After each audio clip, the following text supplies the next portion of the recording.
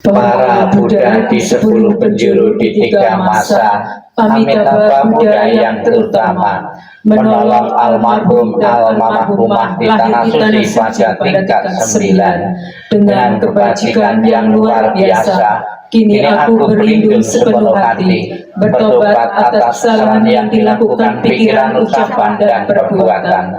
Setiap ada kebajikan yang terkumpul, dengan tulus kulimpahkan jasanya. Semoga bersama umat sedama selalu mendapat berkah mulia, menjelang meninggal alam surga Sukawati dengan jelas nampak di mata, bersemangat saat melihat dan mendengar, bersama-sama lahir di surga Sukawati. Bertemu Buddha dapat hentikan samsara, seperti Buddha menolong semuanya, memutuskan semua kilesa, derita, loba, dosa, moha, dengan belajar dharma yang tiada tara, bertekad menolong semua makhluk, dan bertekad mencapai Buddha Marga. Alam semesta ada batasnya, namun tekadku tak ada taranya. Semua makhluk berjiwa maupun tidak, bersama-sama sempurnakan semua kebijaksanaan.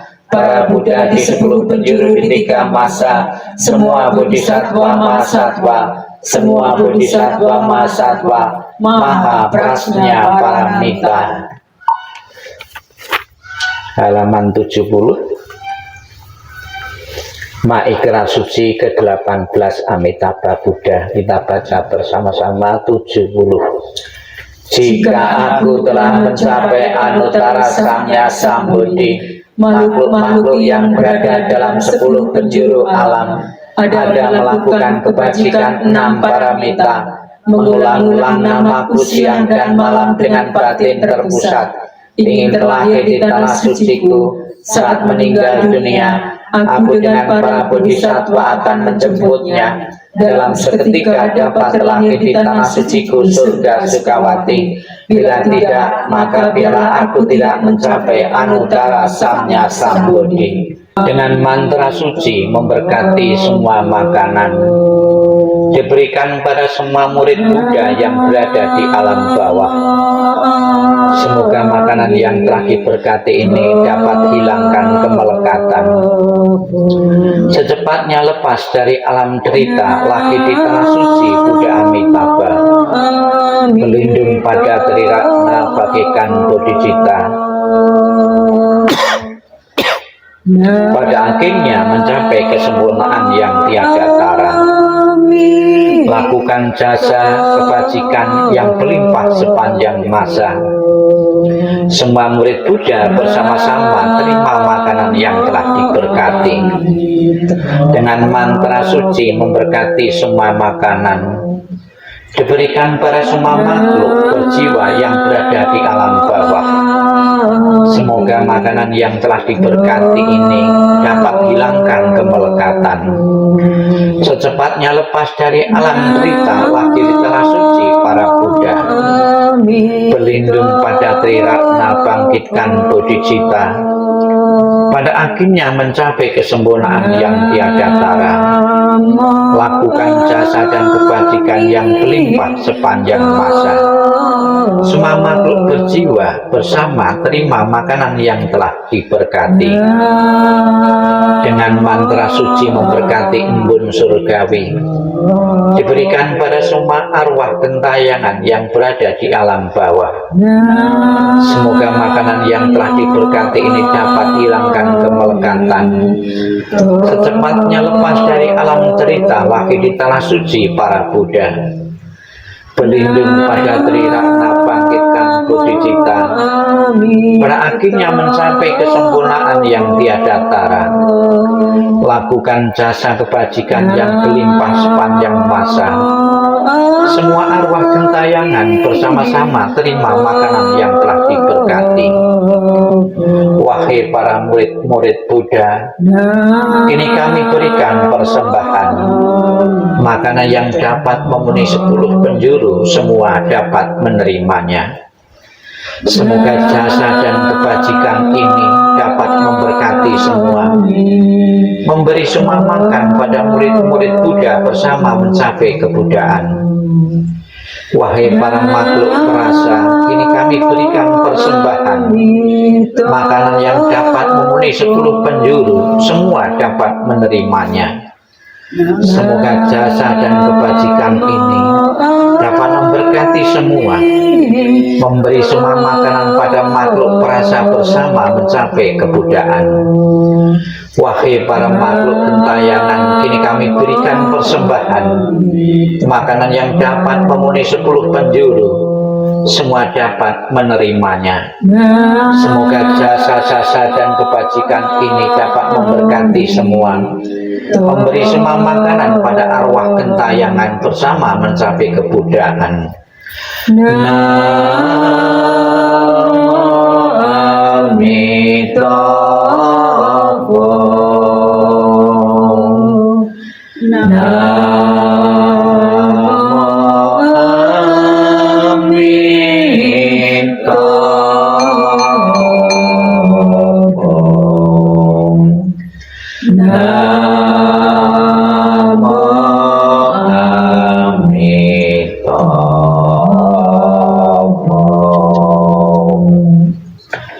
Terimalah di dalam Dharma, Namo Sang Yang Adi Budaya, Namo Buddhaya.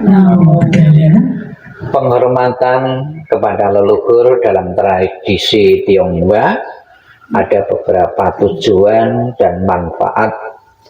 Yang pertama, kita menghormat kepada leluhur seperti mencukupi kebutuhan yang telah meninggal. Dalam istilah bahasa Pali itu patidana. Mungkin mudahnya biar secara umum itu bisa diketahui patidana itu seperti apa. Pati itu kita terjemahkan dimaknai dengan mati. Dana itu memberi.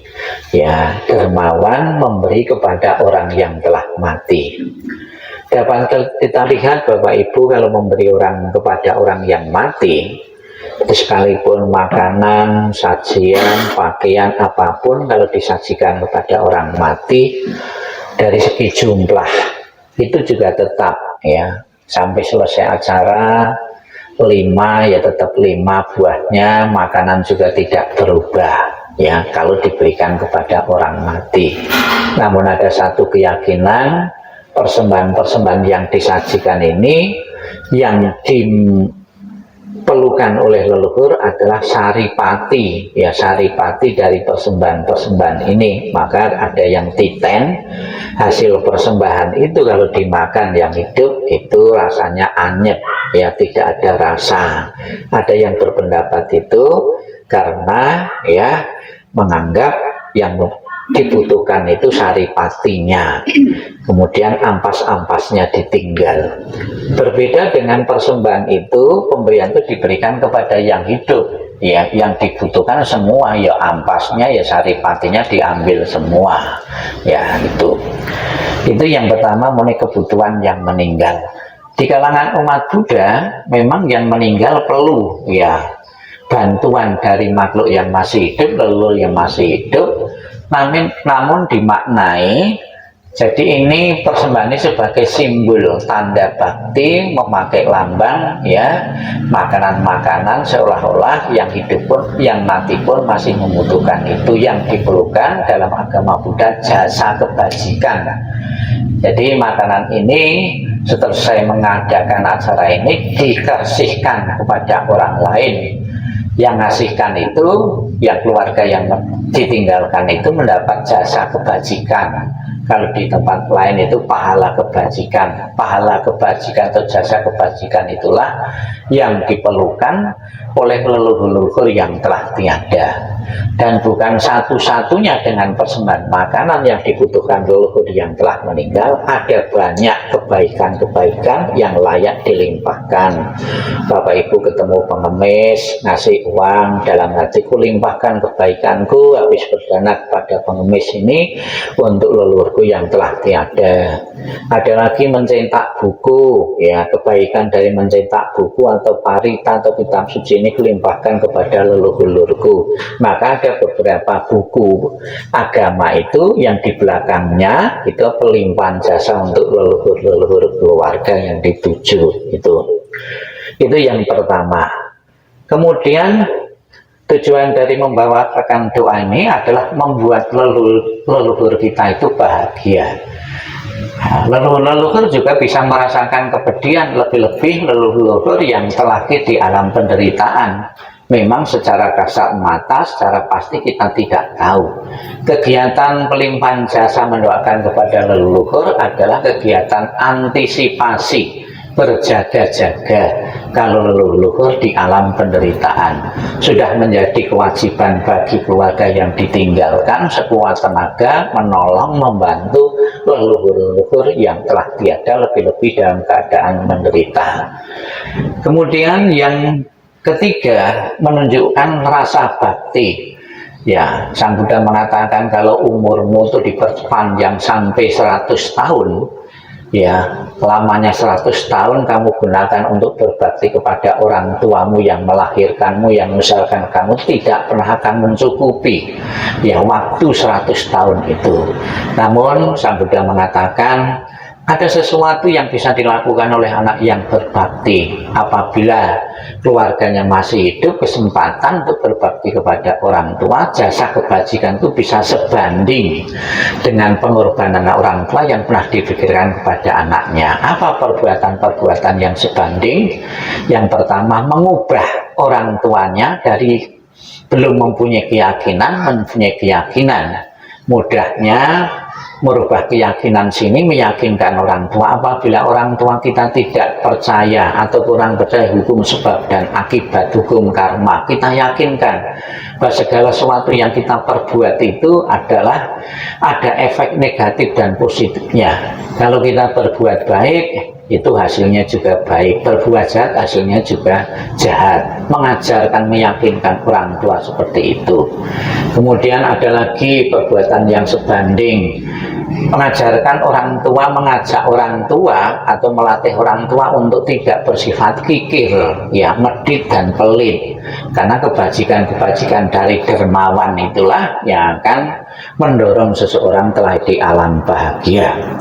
Kemudian yang keempat, tujuan dari kita pelimpahan jasa adalah memperkokoh persatuan dalam keluarga segaris keturunan kita. Biasanya ada juga di saat mendoakan leluhur itu anak-anak itu berkumpul, cucu-cucu berkumpul untuk mengingat, untuk mendoakan leluhur yang telah tiada. Alias yang tadinya itu tidak punya sarana untuk berkumpul, dengan acara doa bersama ada sarana untuk berkumpul. Otomatis yang hidup pun tetap terjalin persatuan-kesatuan antar keturunan. Semoga Bapak Ibu sekalian dengan diadakan doa setiap tahun leluhur yang pada hari ini kita doakan secara pribadi atau keluarga ini, apabila leluhur ada yang masih berada di alam penderitaan benar-benar terbantu, terkondisi telah di alam bahagia, dan setelah di alam bahagia memberikan doa restu kepada keluarga yang ditinggalkan untuk selalu mendapatkan kemudahan dalam hidup, dalam pekerjaan, dalam usaha maupun keharmonisan rumah tangga.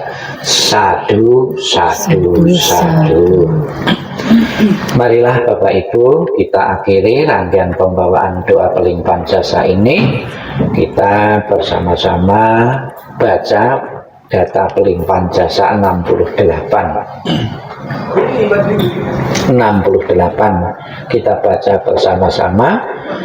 Semua jasa pahala kami dari pembacaan sutra suci ini dilimpahkan untuk almarhum dan almarhumah. Semoga dengan bantuan kekuatan welas asih Tri Ratna dapat mengurangi, menghilangkan perilaku tidak baik, tiga gelisah almarhum dan almarhumah, bebas dari penderitaan dunia lahir di alam samsara, lahir di tanah suci surga Sukawati sebelah barat, lahir dari bunga teratai tampelah tubuh yang agung, bertemu dengan Buddha mendapat ajaran mulia mencapai kesempurnaan.